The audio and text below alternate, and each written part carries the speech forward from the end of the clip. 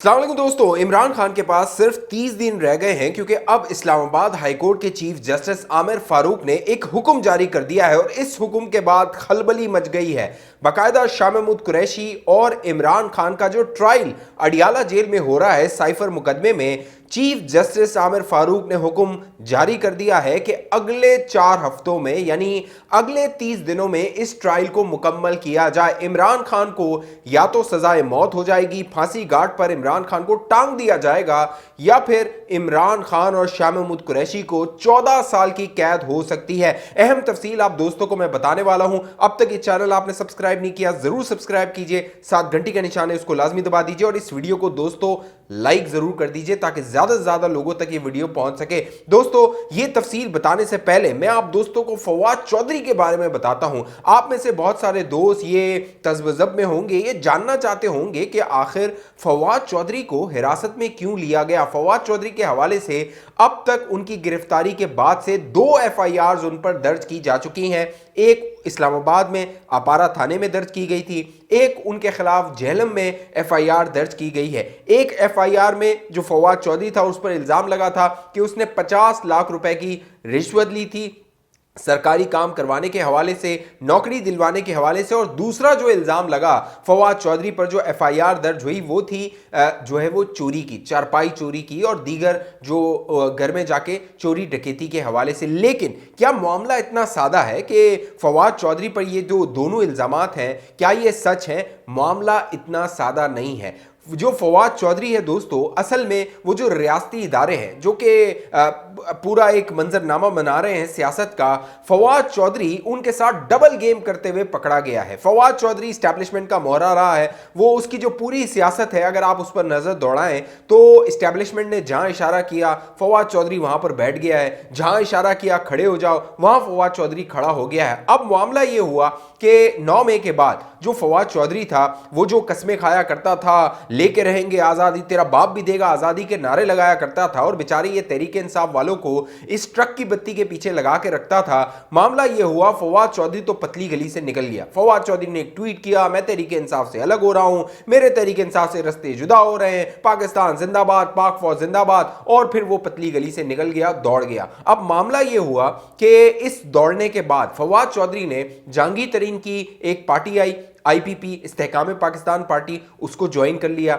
जब फवाद चौधरी की ज्वाइनिंग हो रही थी तो बड़ी फवाद चौधरी ने अदाकारी की थी और ड्रामेबाजी की थी। वो आपको तस्वीरें याद होंगी, मुंह पे हाथ रखा हुआ है, सर को जो है वो नीचे किया हुआ है ताकि वीडियोस बन जाएं, वायरल हो जाएं और जो तहरीक इंसाफ वाले हैं वो कहें देखो फवाद चौधरी पर बड़ा दबाव है, और वो बड़े दबाव में जो है वो जहांगीर तरीन की पार्टी में शामिल हो गया है। अब फवाद चौधरी ने ये अदाकारी कर दी, ये वीडियोस जारी करवा दी, अपने हक में ट्रेंड्स चलवा दिए, सोशल मीडिया पे उनकी जय जयकार हो गई, वाह वाह वाह हो गई। लेकिन मामला ये हुआ कि फवाद चौधरी जो इस्तेहकाम पाकिस्तान पार्टी है उसमें मुतहरक नहीं था, यानी फाल नहीं था, पार्टी के इजलासों में नहीं जा रहा था, जलसों में नहीं जा रहा था। और जरा ये भी दावा करते हैं कि फवाद चौधरी से राब्ता करके कहा गया कि जो इस्तेहकाम पाकिस्तान पार्टी है, जहांगीर तरीन और अलीम खान, ये जहलम में जलसा करना चाहते हैं तो आप इंतजामात करें। तो फवाद चौधरी ने उससे भी इंकार कर दिया था। फिर फवाद चौधरी पर ये दोनों FIRs हुई। तो फवाद चौधरी आखिर मुतहरक क्यों नहीं था इस्तेहकाम पाकिस्तान पार्टी में? तो उसकी वजह थी फवाद चौधरी की खुफिया मुलाकातें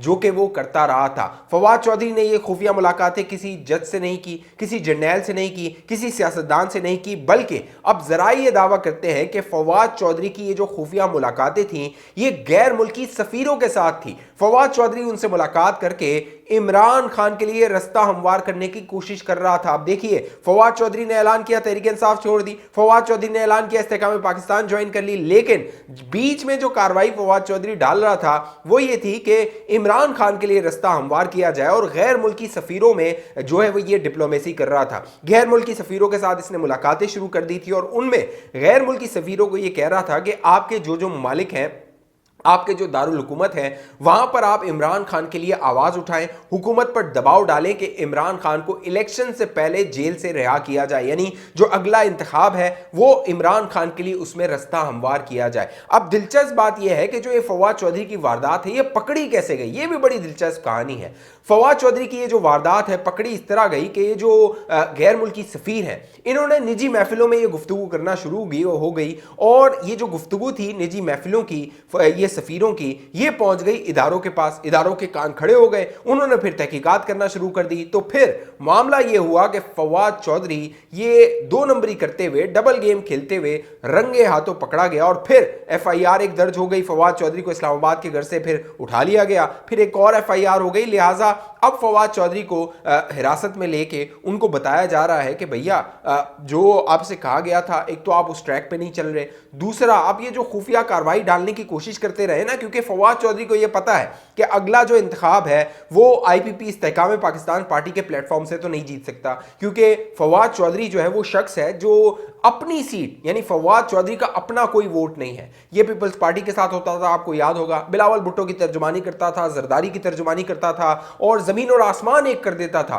फिर ये इमरान खान के साथ आया तो फिर पीपल्स पार्टी और जरदारी को जो ये गालियां देता था वो भी सबके सामने। इसकी मुनाफकत, इसकी 2 नंबरी पूरी दुनिया के सामने है, तमाम पाकिस्तानियों के सामने है। लिहाजा फवाद चौधरी को पता है कि अगर वो इंतखाब जीत सकता है तो इमरान खान के वोट बैंक पे जीत सकता है, या फिर थोड़ा अपना वोट बैंक डाल देगा, थोड़ा तहरीक इंसाफ वाला बेचारी यूथियों का वोट बैंक डालेगा, तो फिर इसके आसार होंगे कि ये जीतने के इम्कानात इसके बन सके। लेकिन अब फवाद चौधरी को दो टोक बताया गया है कि इमरान खान के अगले इंतखाबात में नो चांस। वो कहते हैं ना, रेड लाइन क्रॉस की इमरान खान ने, वो कहते थे इमरान खान हमारी रेड लाइन है, लेकिन अब इमरान खान जो है वो इदारों के लिए रेड लाइन बन गया है कि इमरान खान की जो उस तरफ वाली रेड लाइन के उस तरफ किसी को नहीं जाना है। तो इमरान खान को अब फांसी घाट तक पहुंचाने का इंतजाम हो गया है और इस्लामाबाद हाई कोर्ट के चीफ जस्टिस आमिर फारूक ने दोस्तों अब जो फैसला दिया है वो अगले 30 दिनों में इमरान खान और शाह महमूद कुरैशी को अडियाला जेल में फांसी घाट पहुंचा सकता है। वैसे जो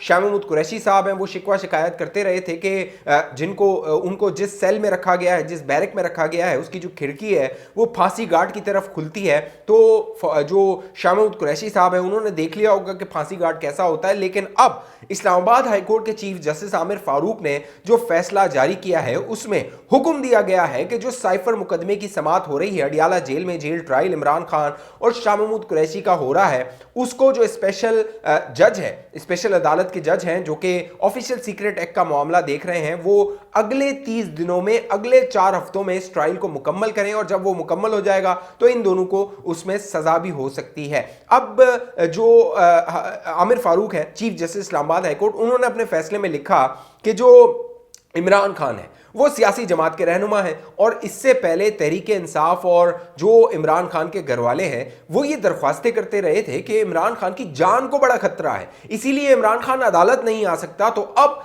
चीफ जस्टिस आमिर फारूक ने अपने फैसले में लिखा कि इमरान खान की जान को खतरा है, लिहाजा उनका जो ट्रायल है वो अडियाला जेल में ही होना चाहिए। लेकिन ये जो ट्रायल है ये इन कैमरा नहीं होगा, ये ओपन कोर्ट में होगा, यानी अडियाला जेल में अदालत लगेगी, जज जो है वो वहां अडियाला जेल जाएगा, वहां पर जो इमरान खान के अहले खाना है वो उस समात में आ सकते हैं, वकला जो है वो आ सकते हैं और दीगर लोगों को उसमें शामिल होने की इजाजत हो सकती है। ये ओपन ट्रायल होगा, इन कैमरा ट्रायल नहीं होगा, ये चीफ जस्टिस आमिर फारूक ने अपने फैसले में लिख दिया है। अब चीफ जस्टिस आमिर फारूक ने जो इमरान खान की जमानत थी वो भी मुस्तरद कर दी, अब शाह महमूद कुरैशी की जो जमानत की दरख्वास्त थी वो भी मुस्तरद कर दी। लिहाजा अब इन दोनों को, यानी इमरान खान और शाह महमूद कुरैशी को किसके दर जाना होगा? उसी के दर जाना होगा जिसके खिलाफ ये साजिशें किया करते थे और उसको चीफ जस्टिस ना बनने की साजिश कर रहे थे जनरल फैज के साथ, यानी काजी फायज ईसा के अब दरवाजे पर जाकर वहां से इंसाफ मांगना होगा कि काजी हमें इंसाफ दे दे, हमने तेरे साथ तो बड़ी नाइंसाफी की थी और तेरे से तो बड़ा इंतकाम लेने की हमने कोशिश की थी।